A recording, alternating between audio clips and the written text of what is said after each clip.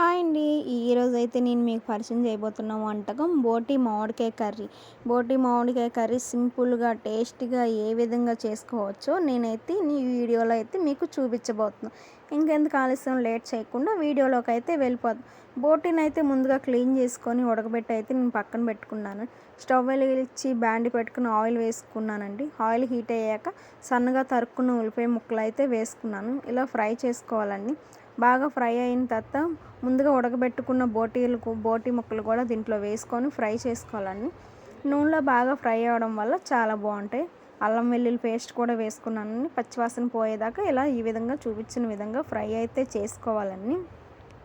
నేను దీంట్లో అయితే గరం మసాలా వేస్తున్నాను, ధనియాల పొడి వేస్తున్నాను, జీలకర్ర పొడి వేస్తున్నాను, కారం, కల్లుప్పు, పసుపు కూడా వేస్తాను.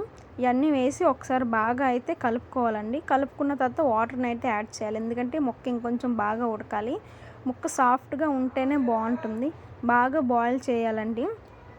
బాగా బాయిల్ అవుతుంది చూస్తున్నారా, ఇలా దగ్గరికి అయిపోవాలండి. బాగా దగ్గరికి అయితే ముక్క ఇంకొంచెం సాఫ్ట్గా ఉంటుంది. ఇందులోనే నేను చింతపండు పులుపు యాడ్ చేస్తున్నాను. ముక్క ఉడికిపోయింది కాబట్టి చింతపండు పులుపు వేసాక బాగా ఇలా దగ్గరికి అయ్యాక మామిడికాయ ముక్కలు అయితే యాడ్ చేస్తున్నాను. బోటి మామిడికాయ ముక్కలు బాగా మెల్ట్ అయిపోతే కర్రీ చాలా అదిరిపోద్ది. మీరు ఒకసారి ఇలా ట్రై చేయండి.